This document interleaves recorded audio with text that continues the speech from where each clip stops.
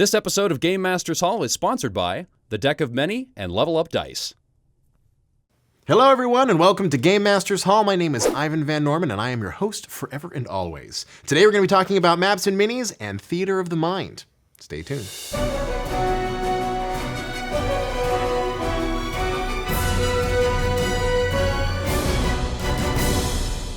Mr. B. Dave Walters. Mr. Ivan Van Norman. It's good to see you, sir. It is good to be seen. You are my guest. I've made it. I've arrived. You've arrived. And today we're going to be talking about theater of the mind or maps versus minis. I do need to ask, is this a trap? Like, I have no jump scares planned for you at this moment. Okay, all right. Just keep your hands on the table and we'll get along great. Yeah, just you can look underneath. There's nothing there. So yes. Okay, right.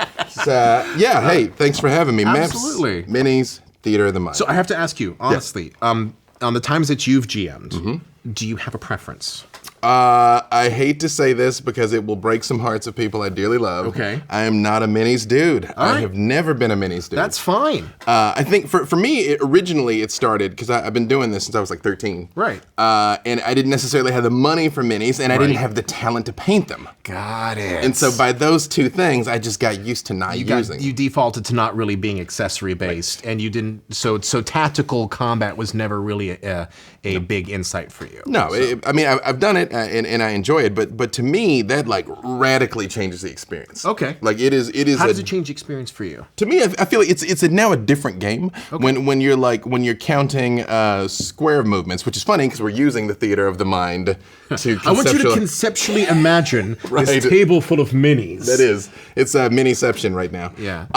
But you know when you're counting squares of movement, when you're looking at the cover and moving around things, and I've got friends that make gorgeous layouts and gorgeous spreads, and again I definitely recognize the value of it, but to me I like it when you can say, like, you know, you come into a room, right, you know, it's dark as far as you can see, some torches are burning on the wall, and you hear something echoing up in the rafters, because every single person is going to take that and make it their own map. Yes. Their own thing, which is absolutely. Honestly, and what I'm trying to point out here is that there's nothing wrong with either or. No, absolutely It's just not. one of those things where I'm very curious as to how your take on it, which for me, it sounds like you can paint a tactical mindset in the theater of the mind, and for you, the strategic combat element is not as important as resolving the story. Exactly. For me, yeah. But again, in our show, We're Alive, we did both. We did both, yeah. And that for a show like that element of having the maps and minis was important because life and death it can be dependent on where your position is and what is in cover and what is shooting at that time. Yeah, and it definitely made it a lot more thrilling when there was times where like you set up like the setting in front of us and then you were like, these four things show up, you know, and we're like, oh, okay. Yeah. Right. It's interesting because pacing comes up a lot when it comes to these two different things, because combat obviously slows pacing down. Yes. But I like that you discussed and brought up this element of that it can add excitement to it as well too. You know, depending on how the situation's laid out. Yes, definitely. When you're like, you see this, you know, like that's definitely can be invoke some emotions. Right. And you know, I think another reason that I usually leaned away from this was, you know, like so many people, my first game that I played very seriously was D&D. Right. And in previous editions, the whole concept of the attack of opportunity was such a big deal. Yeah. And I always hated that rule. I hated attack of opportunity because it never made sense to me that it's like you and I are fighting. Like we're fighting. Right. But the fact that you've come towards me or away from me. And then I'm catching you as in a repose. Like free lick. Yeah. Yeah, I'm like, no, but both of us are aware of the fact that we're fighting each other. Yeah. So I think I always would try and like skirt that rule so often. Sure. That was another reason that I didn't lean on Which it was an attack of opportunity is very much a tactical's miniature rule. It's like if you step out of their threat zone, you get a free attack. Yes. You know, versus something else. Yeah, and I think you know, I'm an avowed, unabashed min-maxer.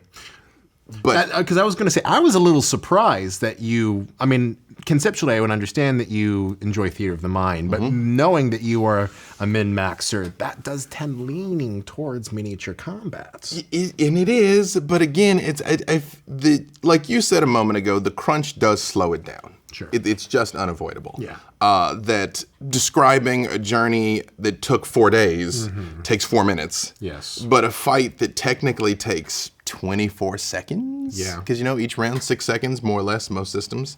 Even a very long combat was essentially like 30 seconds. Right. But was probably hours. Yeah, to go through it. Yeah, at the table. And I think it also, a lot of it is going to depend on your group, what your group is there for. I think that's what I wanted to get down to next, is that it is, for you, do you feel like a lot of your theater of the mind comes down to the people that you've played with, like the people that you like to play with favor that kind of a storytelling experience?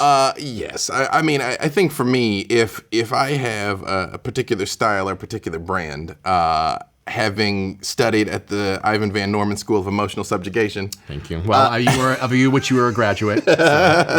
So far. so far. Right. Yeah. I've yet to earn my terminal degree. I think the value of these games, and the reason why we play these games, is the emotional experience. Right. I think I've gone on record many times saying I think the reason why people play these games at all, because it gives you an opportunity to feel like you're at cause in the narrative. At cause in the narrative. That your character can take actions that have an impact. Right. What I'm always trying to give the players as a DM or GM or whatever story we're telling is I want them to feel that. You want them to feel whatever you can give them. Yes. And you usually like to do it through words. Yes. As much as you can. Because I actually view miniatures and maps and minis as a tool. It is literally a way for you to go through a process and, like you said, invoke something that can probably be done through something as simple as a 24-second combat. And one of the things I've also learned as well, too, is that maps and minis are a strong way to break up a narrative and a table. Yes. It's in a weird way, and you're not wrong. Like, pacing does change when you go from theater of the mind into maps and minis, but there's something to be said for being able to mix it up a little bit. Definitely. Well, and even Humblewood. Right? Like Yeah. it's 3-dimensional. Yeah, it is. Yeah. So it has a whole tree element that's in there as well. Right. So having that visual representation, I can see being very useful, because then you're like, can I shoot that guy? You know, like it's unique when they add the z-axis. Right. It makes a whole kind of a thing. you right. know? Yeah. But that involves a lot of flying stands. So True. Also, so start ordering now, kids. Exactly. Right. Like, figure out your movement speed and get them like. Although in your home games, what Right. how do you do it? Do you use a lot of? So I'm all for proxies. Like, I understand your whole desire to, like, you didn't have money and didn't have like a whole bunch of accessories, but I can't even tell you how many miniature cases and soda cans for trains I've used over the years. Yep. Just to kind of get into it. And sometimes I use it because especially in combat narrative situations where combat's important in the world. And that's the thing for me. It's like, if combat's important in the world, then I want to do the combat justice. Right. And I've learned, especially having games like Outbreak over the years, sometimes those rules are important to people. And you're talking about agency. Yeah. Like agency in the games, people sometimes like rules to matter. Yeah, you know? definitely. And that's where that whole space becomes really it becomes important. And even if it's just something as simple as, like, putting a pencil and being like, okay, well, that's a concrete wall. Yeah. To your point, I think also different games lend itself to that more than others. Yes, it's true. Like, again, Outbreak is the type of game where the fact that you've got 6 bullets matters. And so you're like, I need to get this close, and then when I shoot, it's going to matter. Whereas, like, something like Vampire or White Wolf, the storytelling Absolutely. system. Yes.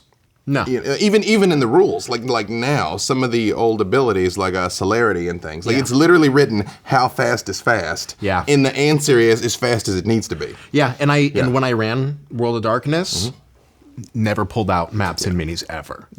Granted, and so that's why D&D as the model system is a good hybrid between the two. Because there will always be systems that will lend itself towards agency or rules that matter versus storytelling. I will say I've been fortunate that I have gotten some minis lately through the generosity of some people, and Knox has offered to help me learn how to paint them. So I might come back. Great.